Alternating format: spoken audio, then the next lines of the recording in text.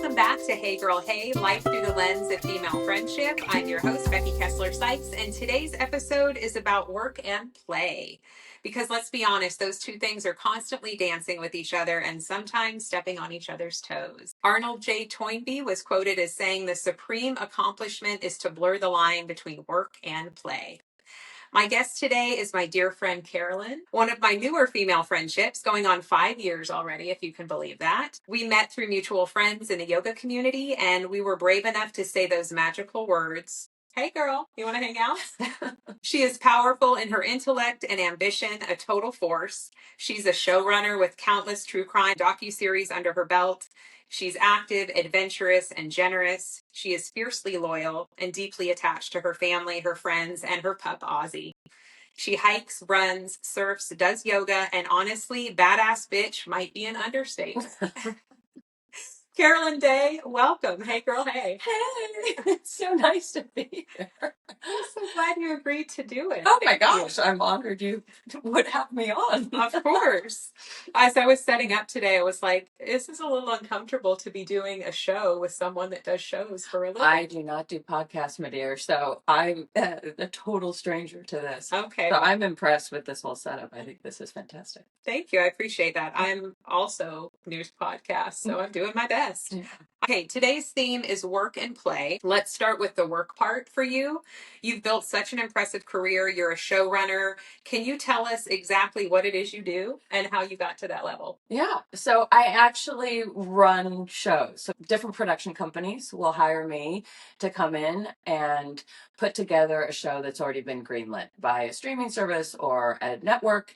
And depending on the size of the show, I will hire a team of people that will work with me to create a show and make sure that the network is happy with it. Right. So that's everyone from producers to crews in the field that we'll go and do interviews with, to a recreation team, to editors. Collaborating is one of my favorite things, and I'm a very hands-on showrunner, but I love to do it all. How does that work with a director's role? Are you kind of the director almost in a sense? So I work with a director who does recreations. Okay. For this last 2-hour film that we put together. I would say I did take on that director role. Nice. And was out in the field doing a lot of the interviews myself. And then really coming up with the look and the feel and the tone, and obviously work with my whole team. Mm-hmm. At the end of the day, I'm responsible to the production company and to the network to make sure that they're getting a show that they love because they pay for it and it's theirs. Ooh. It's a lot of fun, but it's a grind too. How lucky that I get to make TV shows and I get to tell stories. Absolutely. For a living, which Yeah. is something I've always loved to do. It sounds to me like your superpower is really in the technical organization, but like a really creative vision for what you want the outcome to be. Absolutely. You consider yourself a really creative person? In that sense, yeah. And then, finding and the music that goes into it is hugely important. I mean, as a musician, it's just like that music can really set the tone for the story. Girl, I gotta send you some music and Yeah. plug it in the right ways. That's exactly right. How did you get to the level that you are where these networks are contacting you knowing that you're a trusted source to put together a team and execute in the way that you do? Yeah, well, I started in news. That was my big love and sort of burned out on that. I was a reporter and did some anchoring too. And I never thought I would tire of news. So you're comfortable being on camera. Hello. My last job was in Atlanta, and it was years ago, and I just burned out. I just had, they work you so hard there. It's a top 10 market. I was in a unhealthy relationship and took a break, and it was right after September 11th happened too, which was really traumatic. And so I did some traveling, and I realized I didn't want to go back to news at the time, but I still love telling stories. So a dear friend of mine introduced me to somebody that founded a production company in the DC area, and she said, if you want to take a stab at coming to this side of things, it doesn't always translate, but on the whole, you're telling a true story. You're reporting again, yeah. You are. But I went back to DC and started as an associate producer and was in the field helping a producer and getting coffee. I'm like, oh yeah, I'm getting coffee now. What did I do? I quit my job in Atlanta.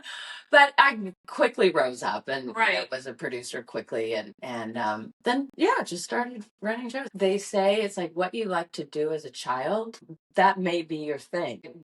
best childhood friend and I and my sisters used to use my dad's dictaphone. He was an attorney, and we would do talk shows. You're kidding. No. So I feel like even as a young girl, this was something that I really wanted to do, interview people and talk about people's lives and stories and that kind of thing. So, yeah. Me too. Yeah, I think it's something. We would have had such a good time playing together and creating stuff as little girls. Oh, you did talk shows?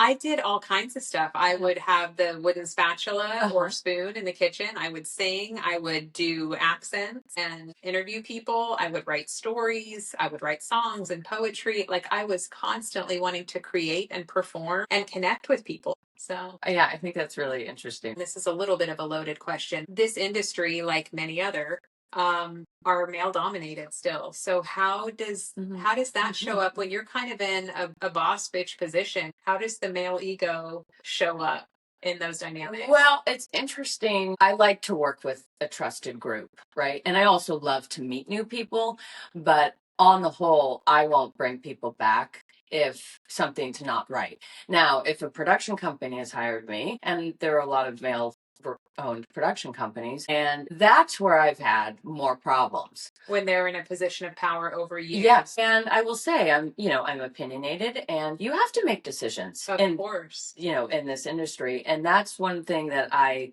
feel is one of my strong suits. That doesn't always sit well. Do you think any of that is gender specific? Do you think those same, like I'm sure you have a couple people in your mind as you describe those interactions. And I'll never work for them again. Well, there you go. But do you think they would have had that same micromanaging energy if it had been a male showrunner?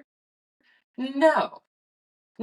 Okay, so let's switch gears a little bit. So we've covered a lot of ground in the work realm for you, which has been fascinating to learn about, a mix of creativity and leadership and grit that it takes to do what you do. So now I want to talk a little bit about play. You're one of the most active people I know. Can you give us an example of what play looks like in your life? Oh gosh, I think play takes on all sorts of different roles. I love to be outdoors, so hiking is sort of play for me. Skiing, play could also be running on the beach with Ozzy. And who do you spend your time with doing those kind of things? Who are your playmates? Well, I would say my best girlfriend, Danica, and she and I do big hiking trips together. My family loves to ski, and so I ski with them. And I've got girlfriends who love to ski as well. We've never been skiing together. No. I think we're due. Let's do it. I'm not in the phase where I like to push it anymore, and I just want to take it easy. I still love pushing it. We'll meet at the chateau for the beer or the hot chocolate then. Yeah, I also have friends that ski, and we just take it slow. Okay. Which I love too. Thank you. I appreciate that. Slow it down for Granny Becky. So we heard some great examples of play, kind of smaller versions, I would call them. Let's hear about some epic play in your life. You mentioned travel. When I finish a project and wrap that project, it's really important for me to just unplug. And that looks like going on an epic trip. And usually it's an international trip. Like, I don't want to cross the finish line and have anything left. I want to use my body up while I still can. And so these trips are not typically, we'll have some leisurely time, but it's like we're going and we're finding an awesome hike, whether it's Nepal or Peru. We just planned a 5-day trek up to Mount Kenya, and it was incredible. And the Kenyan people are beautiful people, and they took us on this amazing trek, and then we did a safari, and just seeing these animals in their own habitat. And I love unplugging. I just love putting the phone away, not being beholden to anybody, not checking emails on a regular basis.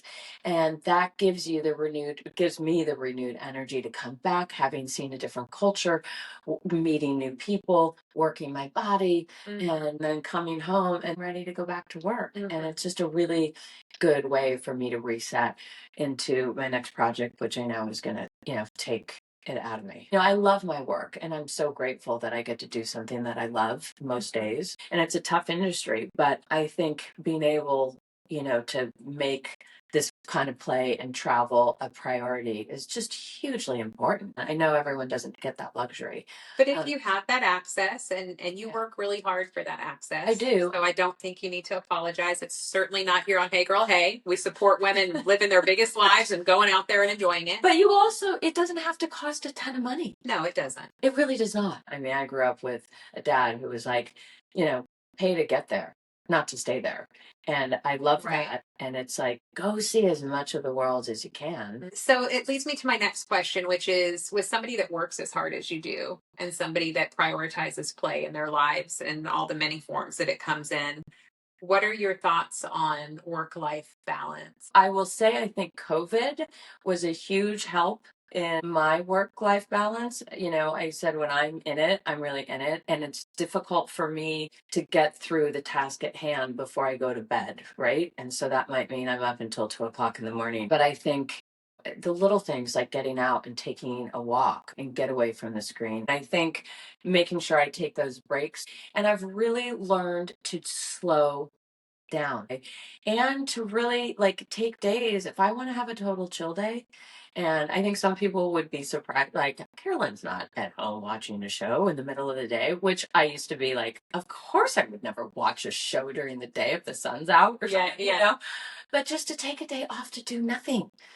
To walk my dog. And if I want to be cozy in my bed and read a book or watch a show, fantastic. That lets me shut down. I've learned to be okay with that and not feel guilty about that. And I think that's an important part of balancing. Okay, so I want to change gears. Yep.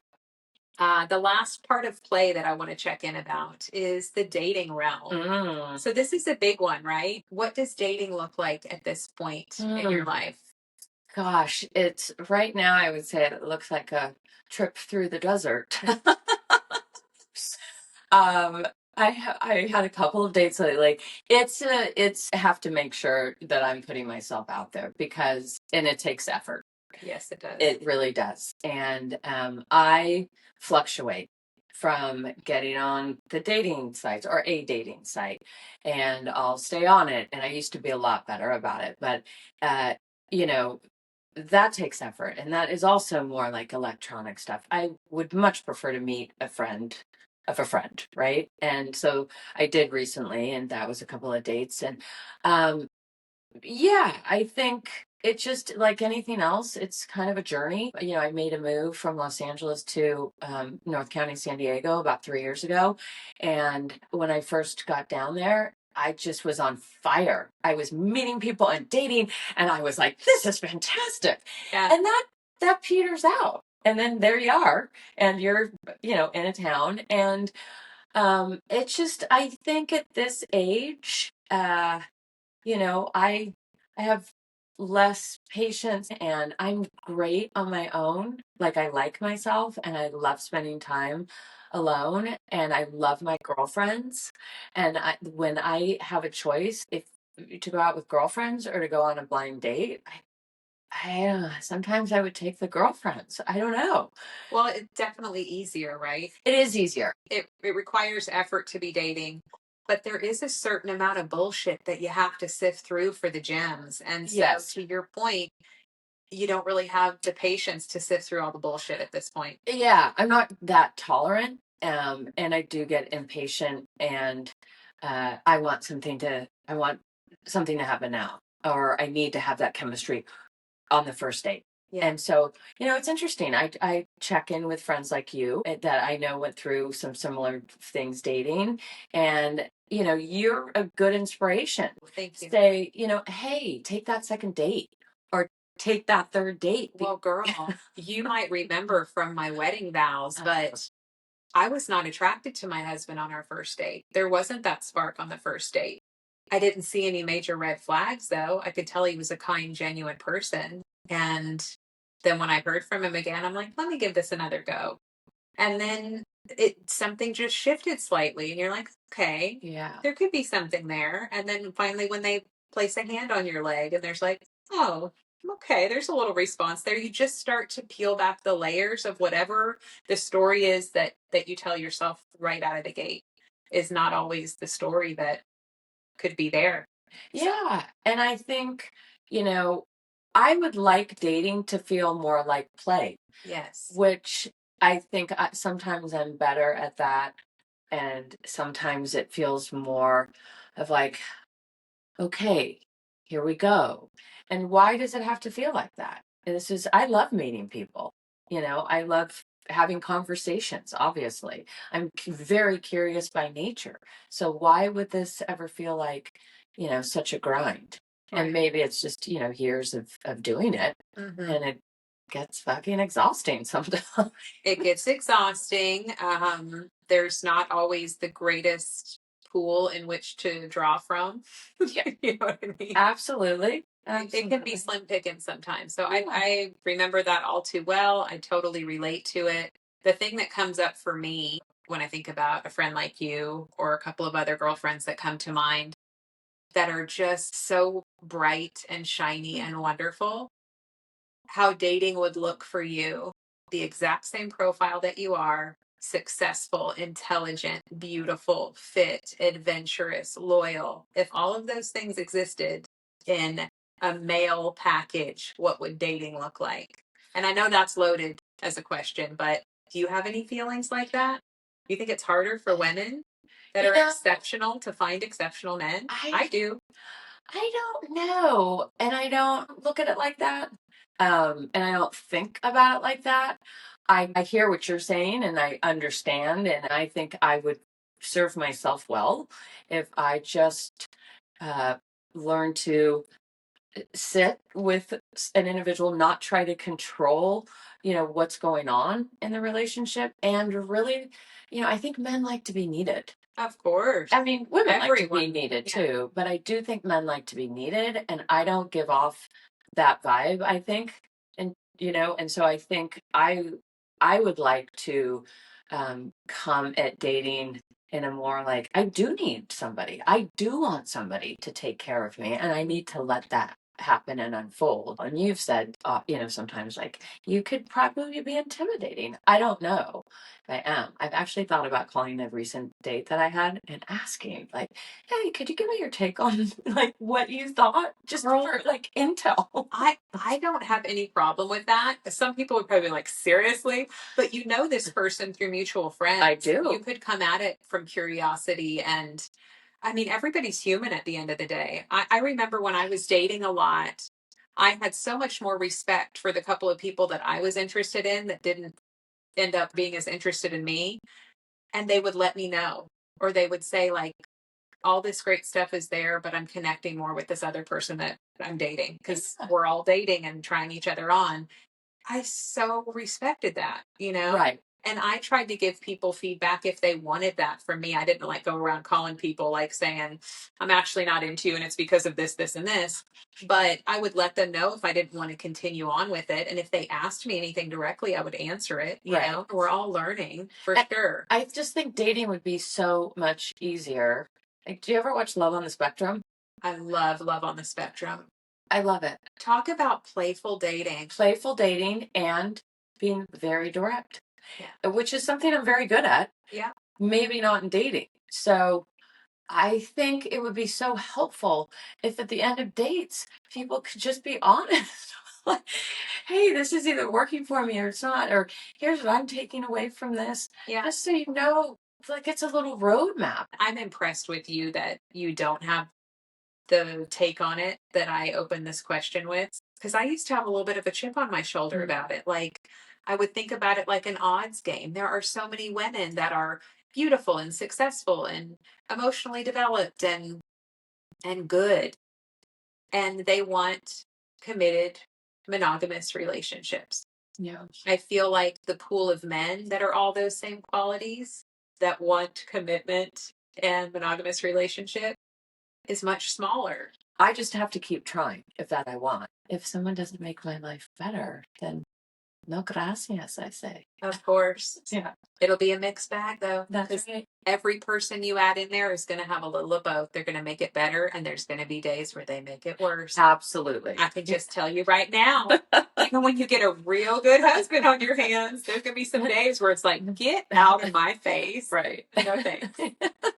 Maybe that's why I thought often I would do well with maybe a long distance relationship. I don't know. I sort of have fantasies about that sometimes, even now. There's a thing in relationships that's missing, and it's the missing. Historically, there were seasons of being apart, right? Men would go off to war, hunting way back in the day. There has been this going away and coming back together that doesn't exist anymore. We're in the same room, we're in the same bed. And we're also living a lot longer. So I keep telling people, listen, Yeah. my plan is to meet somebody when I'm about 60. We'll have a good 20 years together, and then that'll be that. Now that people are living until, 90 or 100, that's a long time to be with the same person. They're not the same person. You're right. You're right. Which is, I would say, an added challenge for really long marriages. You're going to be married to a different version of that same person. And maybe that works, and maybe it doesn't. Right. I don't know. I've never been married. So I would like to be married. I would like to give that a go. And I'm selfish. I've lived alone for a really long time. And I would really need to change that to let someone in. Right. So, well, let's manifest all that. I can't wait to meet him. How did dating used to look and feel? Does it feel different now? It does feel different. I think I have fewer long-term relationships now. About 8 years ago or so, I had a dating vlog. I was between projects, and I started a dating vlog as a way to... Wait a second. Hold on. Did you not know this? No. Oh.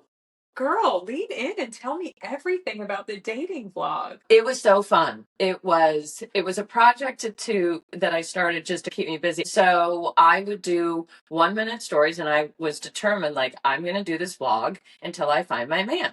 I love it.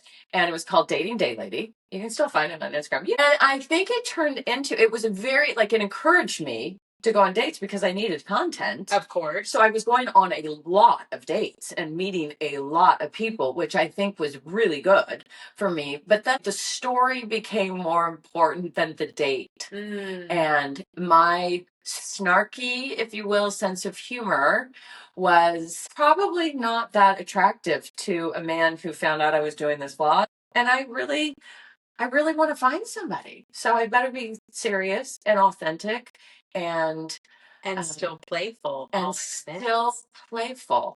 Where's the balance between taking it seriously and knowing that you want a serious outcome from it, but arriving with vulnerability and playful, light energy, and unapologetically being like, I'm actually looking for something here. Yeah. Yeah. It's a dance for sure. Yes. Wow, you really had like a Carrie Bradshaw sort of phase. I love it. I don't think I had her following. It served a season. Yeah, I hear that. Yeah. Hey Girl, Hey is really a version of that. It's about relationships, obviously not romantic relationships, but this whole podcast is a love letter to my girlfriends. I love that. It's the best. And those relationships will still be standing when every romantic thing has burned down. Yes. And I'm not saying everyone's romantic relationship will burn down, but I'm just saying even in times of challenge and rupture in relationships, your girlfriends are going to be right there on the fringe. Like, I got you, girl. Do you want to stay? Do you want to go? Do you just need to fall apart for this month? Absolutely. With you. Yeah, I think it's sweet. I mean, I hope to have both. Before I let you go today, yes, every guest that comes on the podcast gets our rapid fire questions. Under pressure, I don't do well. Oh, you'll do fine. You're going to be all over these. So the first one is, name a place on your travel bucket list. Nepal, and I'll go there probably maybe next year. Perfect. Lights on or lights off? In between. I think a little light is nice. Mood light. What TV show title describes your life currently? I don't know, maybe Friends. Friends, I like it. Friends could be, yeah, Friends. Chocolate chip cookies or potato chips? Hummus. No. You weren't going to pick either one. How about I would do a salted chocolate chip cookie. What's a song that's sure to get you on the dance floor? Last dance. Last dance. Who's that? Donna Summer? I think so. Who would you pick as your road trip buddy? Danica. Perfect. Yeah, you guys are good together. All right, friends, thank you for tuning in. Don't forget to subscribe, share this episode with your favorite badass friend, and remember, work hard, play big, and love big. Hey Girl, Hey signing off. Bye, y'all.